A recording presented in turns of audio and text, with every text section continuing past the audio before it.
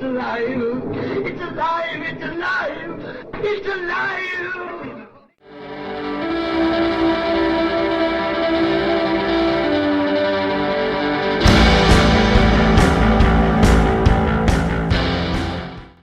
Hello and welcome to Alive After Reading. I'm your host, Tim Niederreiter, a science fiction and fantasy author, and I need to mention that more often. This is the new me after the hiatus. So we're back, and with me today is a returning guest, also back from hiatus, I guess. Miranda Oh, welcome back. Hey.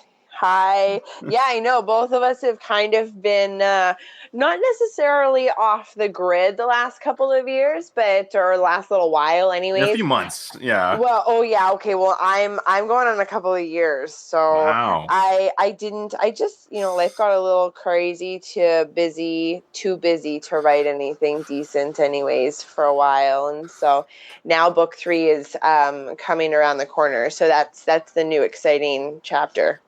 Wonderful. And you also have been doing some public events, or it seems, back in your neck of the woods, at least. Well, kind of, sort of in my neck of the woods. So okay. I am from... We don't need to dox you, but that's okay.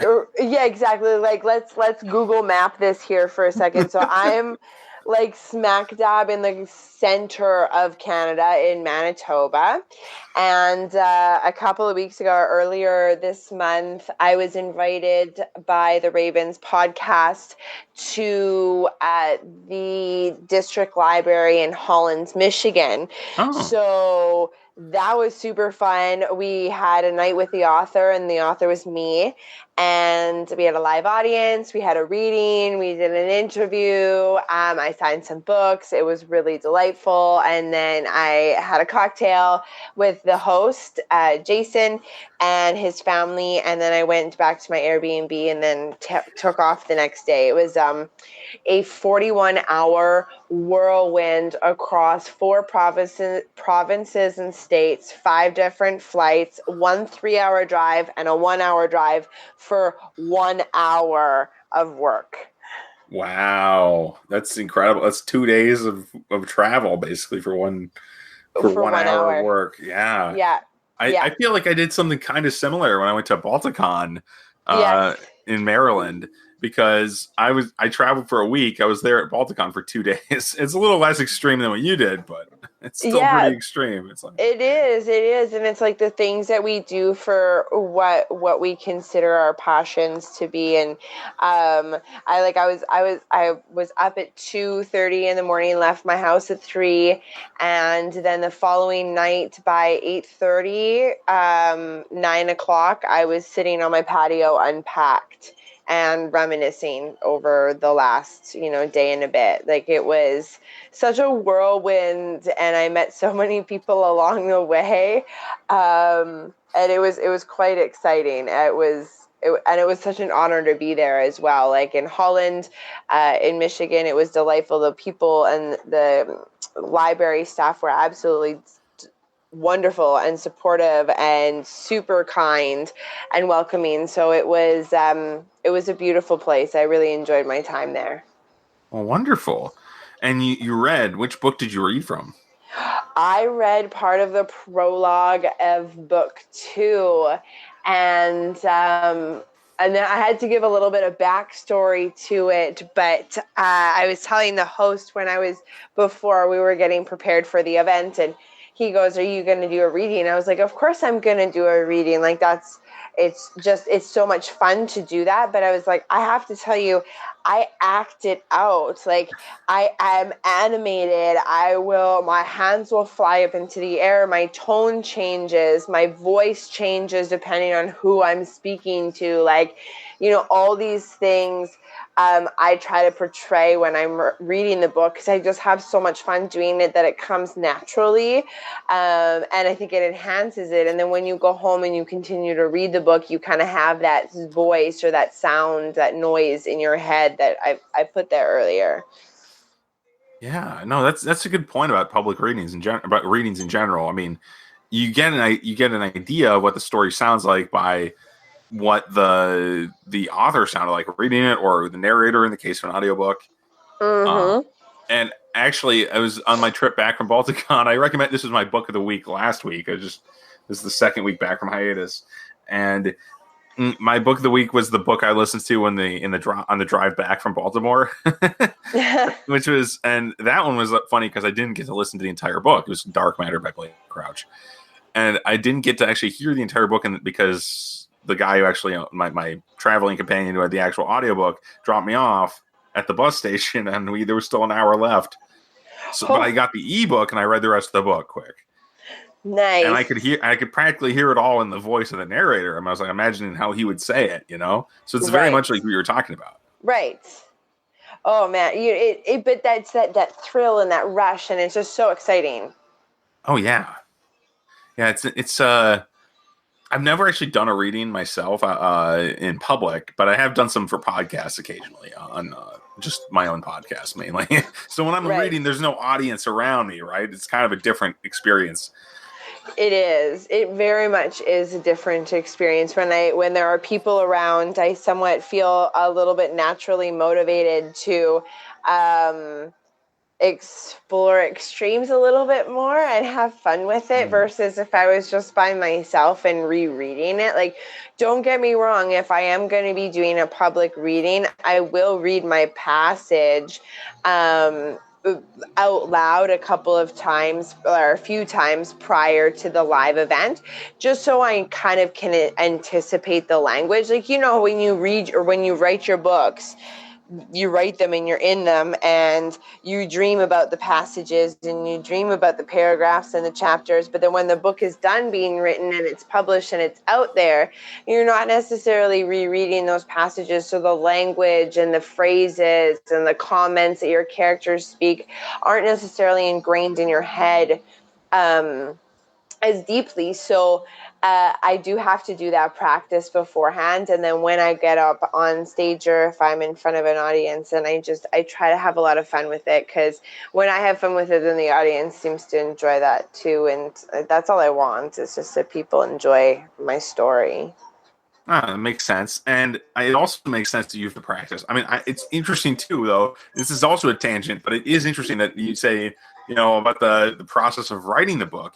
Because I've recently made a big change to my process, which is that I'm now mostly dictating the rough draft. Okay. And so I use this because it's faster. I can dictate 3 times faster than I could write or something like that. Woo. So yeah, it's a lot of words. I mean, it's like 100 words a minute, 90 words a minute, something like that. And but it's interesting because I was worried about that initially. I was like, am I gonna lose the feeling of the story that I had when I was typing it out? Right. It's so much slower to type it out, and it takes longer, and I put more care into everything. But I think it's actually going to work out. And I think saying all this stuff out loud, even though it's mostly sloppy, let's be fair here, I'm not a great dictator at this point. It's a fine skill. Yeah, it's very different feeling. It's more of a performance, like you were talking about, than writing is in some ways. Right. Even though there's no audience again in front of me, it's kind of like, okay, now I've got to just wing it. I'm not even in front of a computer anymore. I would. That would be interesting. Like, it's your story, right? And you know it, and it's in your mind. I find that I just collect my thoughts a lot more organized on a piece of paper than I do when I tend to speak it out. Sometimes if I speak it out, I figure things out, but it doesn't make any sense when I verbalize it.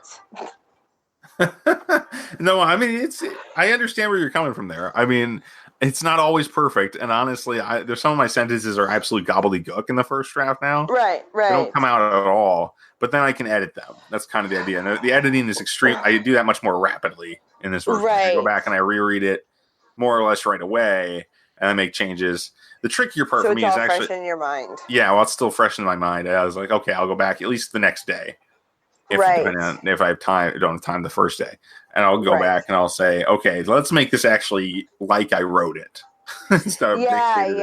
Yeah. That's funny that you like. And when you dictate it, do you dictate into like paragraphs and conversation, like he said, she said? Like, if I remove the dictation piece of it, like what I feel like I could do like moving to a dictation part of being a writer. I could dictate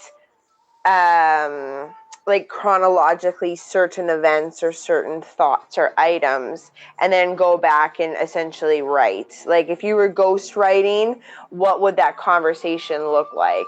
And that would, you know what I mean? Like, I think I know what you mean. Yeah. Just kind of outline the idea, right? Yes, exactly. You picked that up. Thank you very much, because I was not saying that. I wasn't even near that, but you picked that up. Thank you. It's exactly what I wanted to say. Outline. I mean, and honestly, I do usually have a note of what I want this scene is about or what this chapter is about in front of me. Right. But that's on paper. And then I dictate into a phone, so I can't even see what's going on. I can't see the words at all. Right. But usually I'll say he said, she said. I'll add, comma, he said, she said. My dictation software recognizes commas and periods and stuff. So, but I just do that all into an MP3, much like this podcast is going to be recorded as. Right. And then I upload it as, I upload it to my transcription software, which is the speech recognition stuff. And it turns into text, which is kind of amazing, but also kind of weird. Let's be fair here. It's kind of strange for me. I mean, I've been writing for 16, 17 years, and I finally started dictating as my main thing just a few weeks ago. So it's going to take some years too. Right. Yeah, no, it does. But I mean, so does writing. Like I know that from a green author and just publishing their first book, not really understanding what to do, just kind of putting one foot in front of the other and hoping and praying and, wishing and thanking my lucky stars that things would just work out. And I just kept putting one foot in front of the other. And that's how book 1 happened. And then when I went and approached book 2, it was such a more careful, like, okay, I know what the step is, I know what the path is, but I'm going to step much more consciously about it. And then book 3 came and I was comfortable in that ride. But then I got to a point of, oh man, I actually came to a point as an author that it was hard for me to write on off days. I hadn't necessarily ran into that a lot with book 1 or book 2.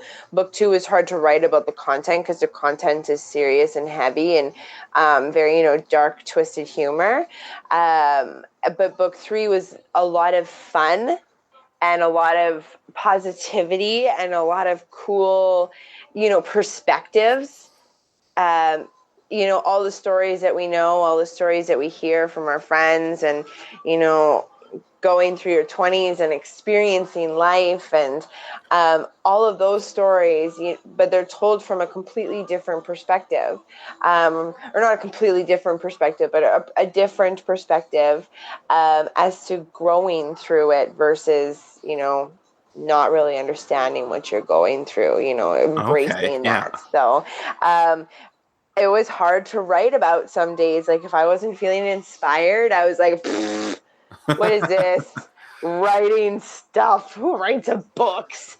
And so I did. And when I forced writing, I would go back and you could tell. I mean, you edited it out, obviously. Just like you're dictating, it takes that editing to refine it. But when I was forcing it, I was not producing as much fluid content and I wasn't enjoying myself. I have to continue to remember that this is a passion. So sometimes if the feelings aren't there, I just got to step away and find other inspiration in some way, shape, or form. And then the writing comes naturally. Oh, absolutely. And I mean, recognizing that you have to do something, that you have to do it in a way you enjoy it. You have to enjoy it, because if you don't enjoy your own work, and it's sometimes weird to me, if you don't enjoy your own work, no one else will, right? Yeah. But it's sometimes strange for me because the things I write about are like you mentioned with your book too, especially, you think are kind of dark sometimes. There's stuff that's not that much fun for the characters, but it's fun for me.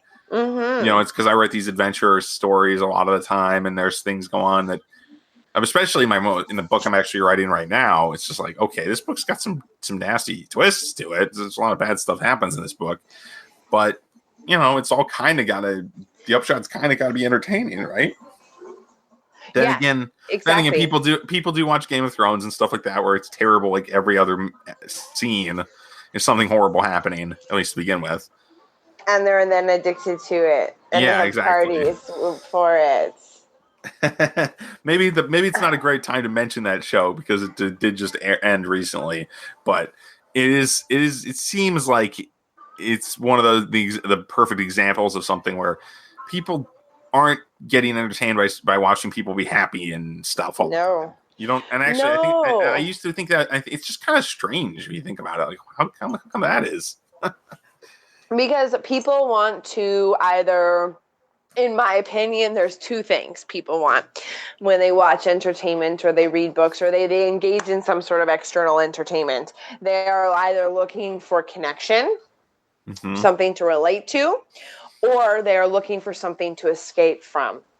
One of the either. You know, so when I come and I watch Game of Thrones, it's an escape because no matter how brutal the scene or how wonderful the scene, it is nowhere near what my reality is. It's so far-fetched from my reality that it's almost an escape that I could jump into that world for an hour every week and completely forget about my office with my papers and my pencils and my computer screens and my cell phones, and I can hop into whatever time zone Game of Thrones was in. Well, it's a fantasy, but it is historically based, something medieval, basically. Yes. So there's that, or there's a connection where you watch TV or a movie or you read a book and you can connect going like, oh my gosh, somebody actually went through that. I went through that.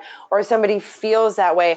I felt that way. You know, it's that connection going, I can strip down the scenario and match my feelings and evoke the same emotion from a reader to the writer or to the characters. You know, that's the other type of engagement that you get. And I feel like it's one of the two. Anyways, that's my opinion.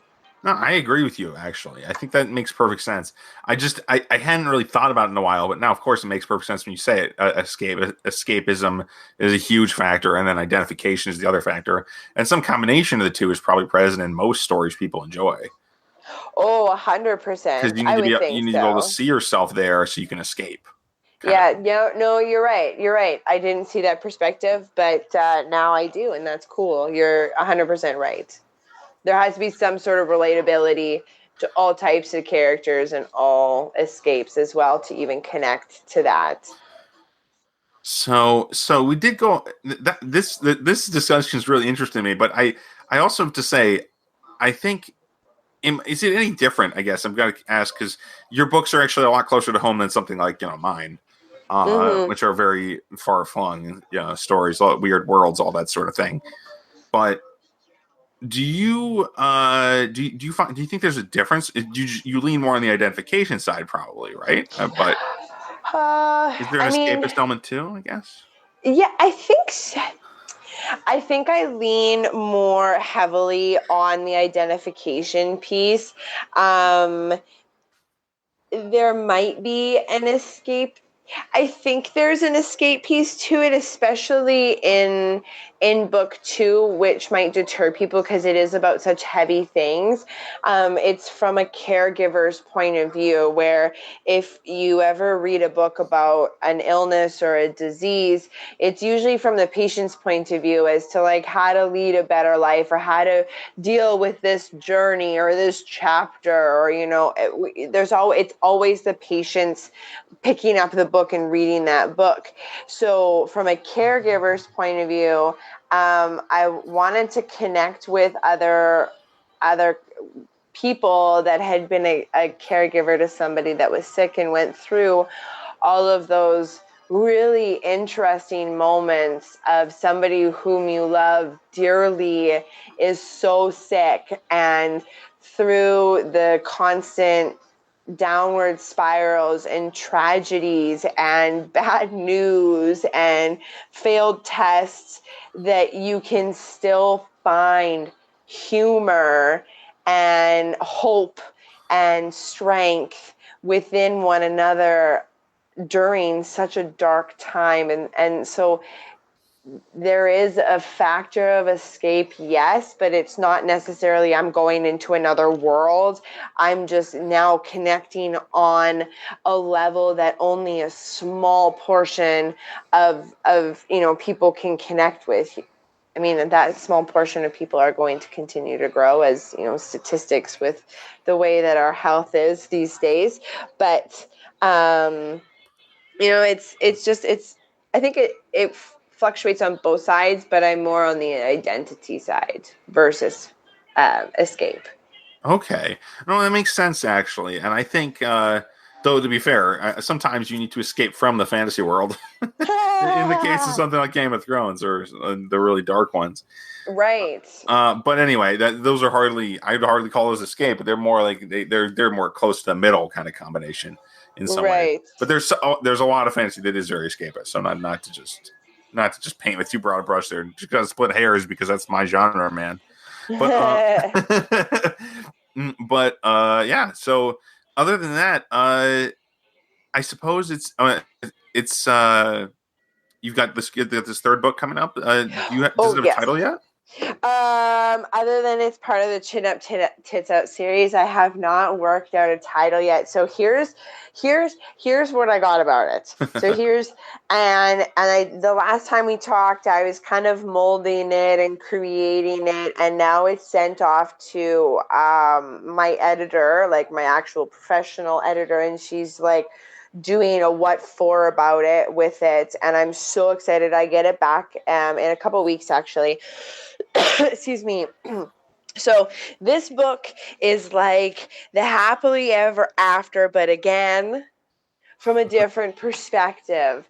So we go through book 1 and 2, and we have Hadley. She meets the love of her life. In book 1, it's oh so romantic, and it's whimsical, and it's hot and heavy and passionate. And then we hit book 2, and there's mental illness, there's disease, there's addiction, there's a whole bunch of really crappy things that happen, but like so much positivity and strength and hope that comes through it, and twisted dark humor, like sit and drink alcohol when you read that book. And the book 3 is like is it the phoenix? No, what's that bird that burns and then comes through the ashes? That's the phoenix. That is the phoenix. Oh my goodness, are you proud of me? I just went into your world. There's no mythology. Yeah. I'm sorry, that was super lame, but of me anyways. Okay, so it's like the phoenix, like everything burned down in the end of book 2, and you're like, oh my gosh, what is she gonna do? And then this phoenix arises, and it's not just the phoenix that arises by itself, it's the tribe of people, the family and the friends that emerge through this. And you talk about the ripple effect of when something tragic happens in somebody's life. It doesn't just affect that person. It doesn't affect the patient only. It doesn't affect the caregiver and the patient. It's going to affect the family and the friends and the inner circles, and it will have a ripple effect. And at the end of the day, when you look at every successful healing story, every successful business story, every successful family love story, what happens behind that is a tribe of people that have put in effort, love, compassion, and effort into making that happen. And that just outlines, as this book outlines, all of the super important connections that we can and have the opportunity to run into through our lives. We just got to stop, slow down, and make sure we pick up those connections and take them and nurture them and love them for whatever they are, whether they're a connection for a short period of time or a connection for a long period of time, but just to never be afraid of love, and that loving in all capacities is the best thing. That's really powerful. I love that little speech you did there just now is awesome. And it is probably the right note to go out on, actually, I think. So where can people find your work and you on the internet? You can literally Google search me, Miranda Oh, Chin Up Tits Out, and I come out. on top. It's really delightful that happens. I didn't know that happened. But www.mirandao, and O is OH, so www.mirandao.com. You can hashtag Chin Up Tits Out on Instagram or Twitter. I'm there. My handle on Instagram and Twitter are Miranda Oh. And you can find me at the my Facebook page is the same. Chin Up Tits Out, author Miranda Oh. I'm very easy to find on the internet if you just Google it. And you can find my books easy, Amazon.com or Amazon. Wherever you're at, and type in Chin Up Tits Out, and I will be there. Awesome. And as for me, thanks for being on the show, Miranda, for sure. It's always great to have you. It's always fun to be here. I always enjoy my time with you. So it's just a mutual thing. So as for this show, you can find more episodes at mentalcellrepublications.com. You can find my work on Amazon.com mostly. You can also find the free books wherever fine ebooks are downloaded, which is to say, you can find 10 Liars Book 1 and Stormfleet, and I 3 free books right now. It's kind of hard to remember them all, but I got to do it. The last one is, of course, The Mangrove Suite. You can find all those ones for free wherever fine ebooks are downloaded. And thanks for listening, everybody. Talk to you next week.